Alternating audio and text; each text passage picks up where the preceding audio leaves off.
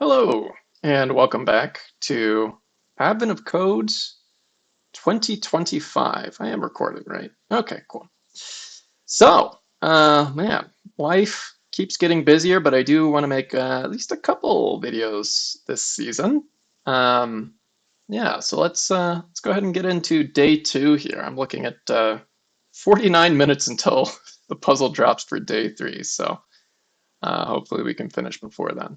All right.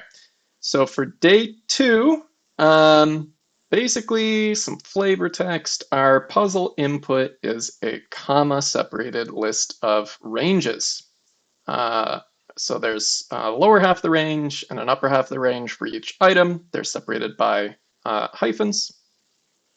And the puzzle basically asks, okay, for part one, for each one of these ranges, we want to count, or we want to find all of the numbers where the number consists of two groups of digits that repeat.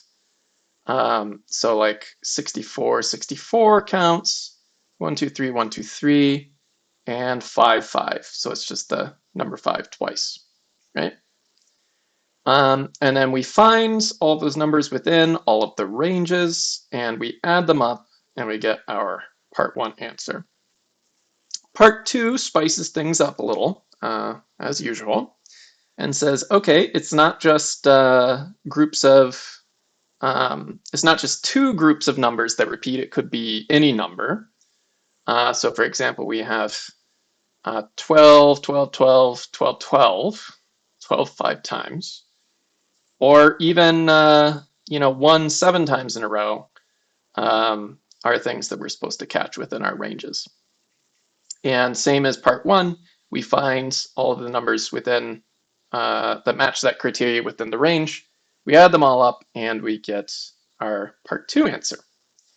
So there are a number of ways to solve this. Because you're dealing with kind of like repeating groups, a pretty common way that I saw to solve this was for each one of the ranges, you basically look at each one of the candidate numbers, convert it to a string, and then for part one, you can just you can break it in half, compare the first half of the string to the second, and if they're equal, you include it. For part two, you probably have to do something with like regular expressions and capture groups or something like that. But it gets a little more complicated. So we're going to do this in APL, and we're not going to do any string manipulation like that. Basically, we are going to do some math, and we are going to generate all the numbers that match the criteria that could conceivably be in any one of these ranges. And then we'll check the ranges against that to generate our part one and part two answers. Okay, so let's give it a try. As usual, we'll do inget 2025 02.txt. I think that's what I called it. Yeah. It's just one line, so we can just go ahead and break it out right away. There's a couple different ways to parse this, but I do this a lot, this kind of like partition within a single character or a group of characters to like break things apart. So that will break apart on commas, and then for each one of those groups, we can do membership jot quad D. Quad D, as a reminder, is just it's like a constant that has all the digit characters 0 through 9, and then we partition with that. That breaks apart all the numbers. We can do a for each execute to turn them from strings to numbers. And then because these are just a set of ranges, each element has two numbers, we can mix them together in a matrix. And we can see the shape of it. So we have 37 ranges, and there's two columns, so a lower number in the range and a higher number in the range. And you might be asking, why am I not starting with the test input And the answer is that it doesn't really simplify things that much. If we're going to generate all the possible numbers that could be in these ranges, our sort of bound for that is going to be basically the highest number of any of the ranges in the input. And for the test input, it's still quite large. So it doesn't help us much to start with the test input here. I'll just try and be careful not to flood the terminal with a bunch of stuff. Okay, so we have our input, it's parsed. Yeah, so I said we were going to generate a bunch of these candidate numbers. How do we do that? Well, one interesting thing to look at, and you might not know this, is that so this logical OR function, it doesn't just function as OR, it also gives you the greatest common divisor. So you might say like, okay, what's the greatest common divisor between 6 and 12? And it'll tell you 6, right? Something like this. If I tell it 6 and 9, it should tell us 3, right? So let's just spit out like a couple kind of like candidate numbers and we'll see if we notice any patterns. So we have 1, 1, 2, 2, 3, 3. These are kind of like the first 3 numbers that we would expect for part 1, where it's just 2 groups of numbers that repeat. And no surprise, the greatest common divisor there is 11. But what about, let's say we do 1, 2, 1, 2, 2, 1, 2, 1, 3, 4, 3, 4, something like this. The greatest common divisor there is 101. Okay. What about 3 sets of 3 numbers? Let's see if I can go back. So we have 1, 1, 1, 2, 2, 2, 3, 3, 3. Again, no surprise, the greatest common divisor there is 111. But if we extend this and we say something like this, so this is 3 groups of 2 digits each that repeat to make up the number. The greatest common divisor there is 10,101. So we're kind of sort of seeing a pattern where like maybe you could generate these numbers by multiplying by numbers that have 1s and 0s in some sort of pattern. And that would be correct. So the way that I kind of think about this is we're going to think about this a little bit like bit shifting. You know, when you have like a binary string and you want to like shift it. So this is equivalent to if you shift left, it's like equivalent to multiplying by 2, right? And you're taking like all the 1s and shifting them 1 position to the left, you know? Well, in base 10, we can do something pretty similar. So like take here, for example. So for these 2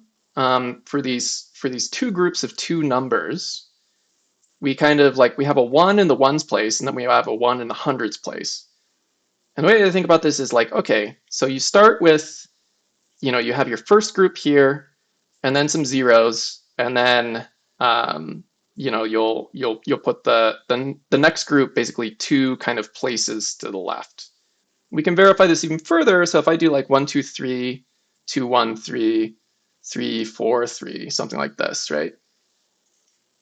Now we get 1,001, and this is pretty much the same thing. So now we're working with a group of numbers that's 3 characters long, and we can see like, okay, we have a 1 in the ones place, and then the next one is 3 places over, so it gives space for that first group, and then it places the next group 3 digits over.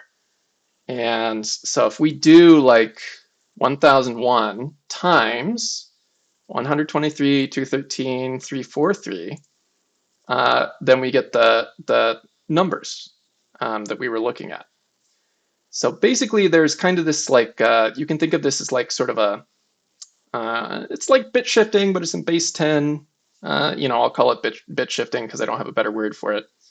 But there's basically some sort of like constants that you can multiply against numbers of a given length in order to like place them in the right locations so that they're expressed as a number of repeating digit groups, right?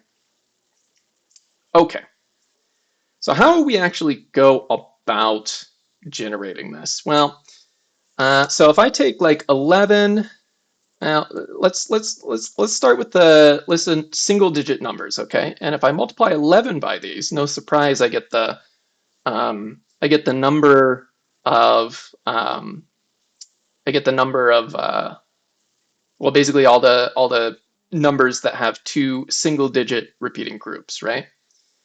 But if I take 101, which just as a refresher was the common divisor for these two-digit two-group repeating numbers, well, that doesn't quite work out. But if I instead take, let's do like 10 plus iota 90, this gives us all the numbers, from 11 through 99. Now I do 101 times these, and we can see, okay, so now we're getting all the kind of like the next set of numbers that repeat. So essentially, the way to think about it is, so we have some numbers that are single digits repeating twice, and they have to be multiplied by a certain constant. Makes sense if you think about the sort of like bit shifting analogy. When we move up to two-digit numbers, now we need a new constant to be able to like shift them into the right place. And this, repeats. You need a different constant for three-digit numbers, four-digit numbers, etc. And you'll need different constants for cases where there's three groups or four groups or five groups or whatever, but we will tackle that in a second. Let's just focus on the two groups for right now. So let's say that I have the numbers from 1 to 100. I can find out how many digits are in each number by taking the logarithm base 10, and if I do a ceiling here to round it up to the nearest whole number, then we get this. The problem is that 1 has a value of 0, which is true, right? Because 10 to the 0th power is 1. But we don't want that. We want 1 to count as a one-digit number, so we'll just add 1 here. Well, hang on. Don't add 1 there. Add 1 to the indices that we're generating. There we go. Okay. And if I take the original sequence and I can put it on top, transpose here, now we can see, okay, 1 through 9, they all get the number 1. That's the number of digits that the number has. 10 through presumably 100, these all have 2. And then yes, 100 as our first three-digit number gets the number 3, right? Okay. So we start off with this, and we can do 10 to the power of this vector, and this generates part of our string. In order to get that 1 on the far right, we can just add 1 to the whole thing. And now, if we do iota 100 times this, we get all of our two-digit repeating numbers. And you can see, so we start with 1, 2, 3, 4, etc. These are all the single-digit numbers. Then we start with 10, 11, 12, etc. Those are all our two-digit numbers. And then the very last one is our first three-digit number, and that's 100, 100, right? Okay, so at the very least, we know how to generate, two-digit numbers.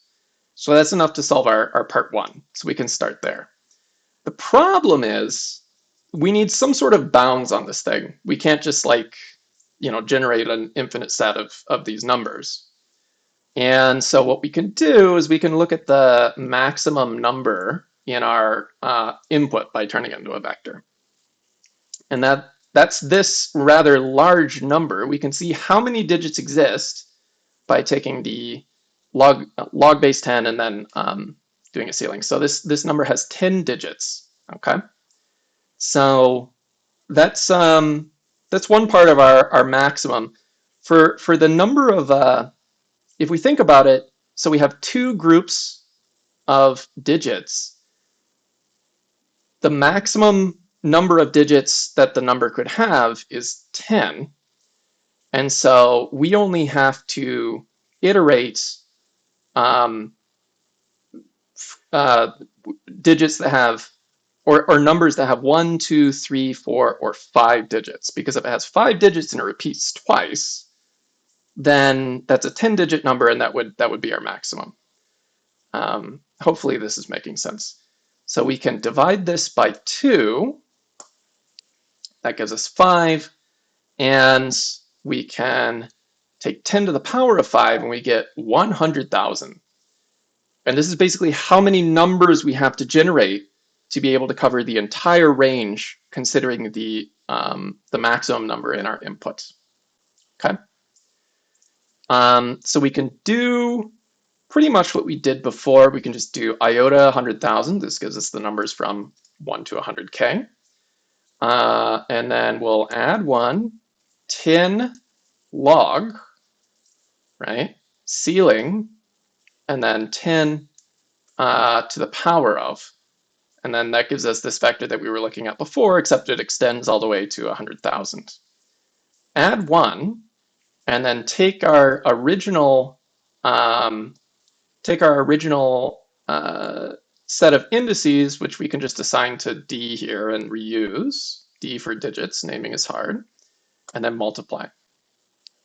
And this gives us all of the 2-digit repeating numbers from 1 to 100,000, which should be enough to cover our ranges.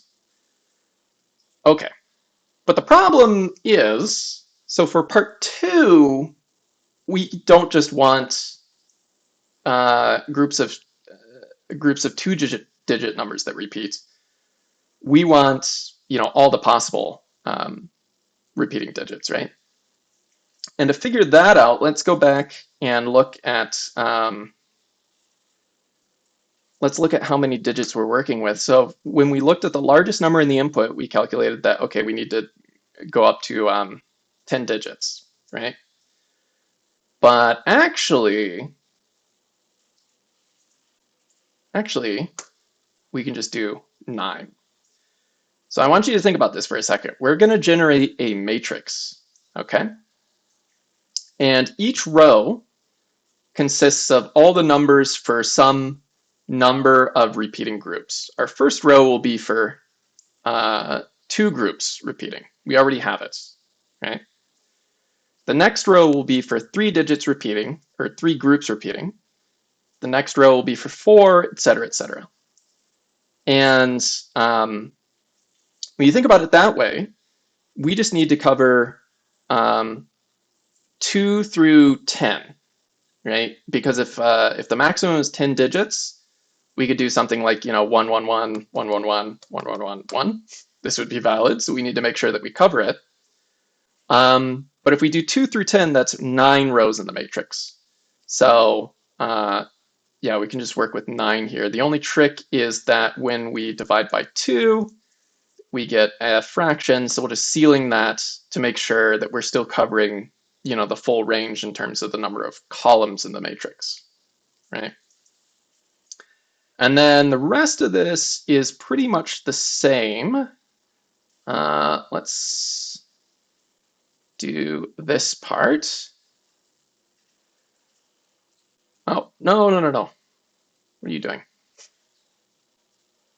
I thought I copied this. Let me try again.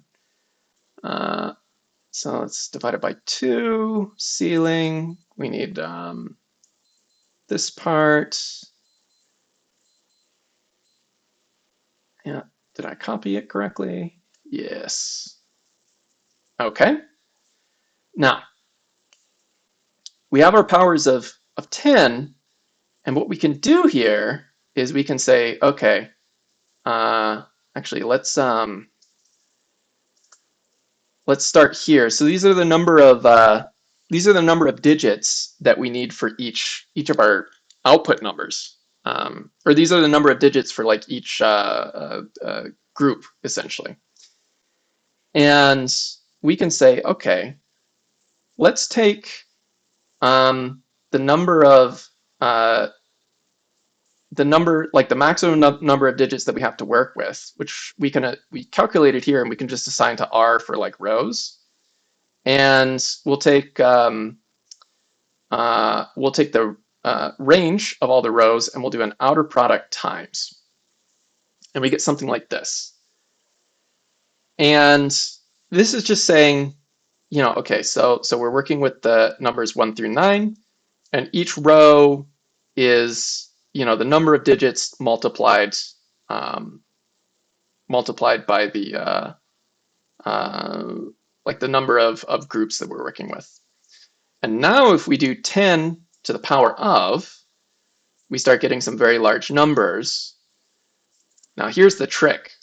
We can do a sum, I forget it's period. We can do a sum scan along the columns, and this will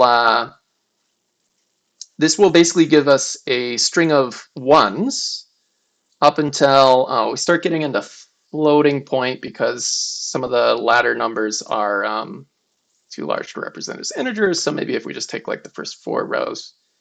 Yeah. So remember when I was talking about bit shifting before?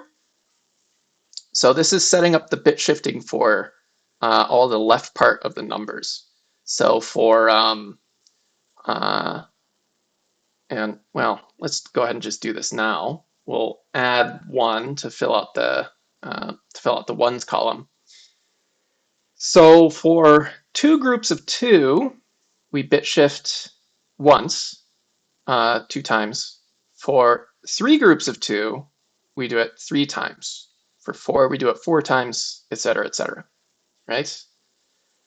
And so if we do this, and then we take our original range from 1 to 100,000, and we multiply rank 1, so we're multiplying against each one of the rows in the matrix, we get this. And I guess I'll do the 4 take so we can actually look at some of the numbers here. So these are all the single digit numbers. The first 4 groups are, right? So we have 2, 3, 4, 5, and then we start with 10, and we go 10, 10, and then the second row is 10, 10, 10, etc., etc. 12s, 13s, blah, blah, blah. And these are all because we're doing the kind of like, bit shifting operation that I was talking about. We're just extending it down the rows of the matrix, right? Okay, and this is, it turns out, all the possible numbers. Actually, we way overshoot the range. So if we vectorize this and we look at the maximum value, that is a very large number. I think 1E59, that's not getting represented as a standard 64-bit integer. But you know what? Whatever. It doesn't take us long to generate, so let's just take this whole matrix and call it in for numbers. Now for part 1, we're just going to be working with the first row of this matrix, because this is all of our 2-digit numbers. So let's think of a function that we can use that we can calculate all of the numbers that fall within the ranges in our input, right? And we're going to be using something called interval index. I've used this in a few previous videos. What interval index does is, like, given some range, let's say we have like 3, 5, and then I'll just run it on like the numbers 1 through 10. This tells you what index those numbers fall into. So as we start counting up, 3 starts to fall into this index. Is between 3 and 5. 4 is between 3 and 5. And then the 2s are basically saying, hey, this number is 5 or greater. So we could use interval index against each one of our ranges to see which of our numbers which of our numbers fall into that range. So we'll take the first row of our matrix here. This is all the 2-digit numbers, and we'll construct a function where we say, okay, P, our input interval index on the rows against omega. And I have to be careful here because this will explode the input. Let's do like 1 index here. And we get a vector here that represents the indices that everything falls into. Because we want the numbers that are between the leftmost part of the range and the rightmost, we're going to be looking at indices where there's a 1. And if it's a 1, maybe I can I do a key here? Ooh, I'm rusty. So how does this, is it alpha enclosed length W, something like this? Please don't blow up the terminal. Okay, you did. Oh no, you didn't. It's only 37 rows. So that didn't quite work. Well, you're just gonna have to take it on faith here that this is a Boolean vector. Okay. Oh my goodness. Oh right, because I didn't do the one take. Anyway, as a Boolean vector now, well, actually this is a Boolean matrix because we're doing it for each one of the ranges in our inputs. There's 30 odd. There's like 30 odd ranges that we're dealing with. We can do an or reduce along the columns to basically just give us a Boolean vector where we say, hey, did our for the input to the function that we're using, did any of them occur within any of these ranges, right? With a Boolean vector, now we can use that to filter against our inputs. These are all the 2-digit numbers, and we can add them all together to figure out all the 2-group numbers that fell within the ranges. This is our part 1 answer, 559 something. And that is indeed our part 1 answer. And then for part 2, we do the same thing. We just we take the unique vector of our matrix of all possible values. And this gives us our part 2 answer of 761 something, which is correct. And by the way, the reason why we have to use unique here is because if you look at a number like 1111, this could be, this could be 2 groups of 11, or it could be 4 groups of 1. So it will appear multiple times in the matrix. We can assign this to a function like f, and now the part 1 answers and the part 2 answers become pretty easy, right? So if we look at the whole thing, let's see, I think I typed this up. Yeah, if we look at the whole thing, it looks like this. So basically we do some parsing of our inputs. This long line at 47 characters long, this constructs the giant matrix of all the possible repeating groups. And then we have a function to check that against our the ranges in our input for some vector. For part 1, we're just using the top row of the matrix, which is all of the 2-group numbers. And then for part 2, we just turn our matrix into a vector, take the unique values, and feed that into our function. So the size of that giant matrix, what is this? It's about 7.2 megabytes. And then if we do like compx cy defins, and then we can do compx on like the part 2. I mean, it runs fairly fast. It's not blazingly fast by any means of the imagination. This is We can do better than that, surely. No, maybe not. So about 660 milliseconds. The interesting thing is that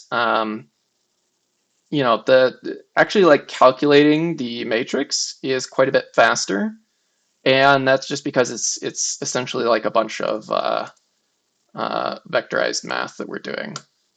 So to generate that matrix takes let's see. So this is about this is 7.5 milliseconds. Is that right? Um, yeah, apparently yes. So that's way faster than the actual checking. Uh, the checking function will be a lot more efficient if we swapped the um, order of arguments here. So generally you want your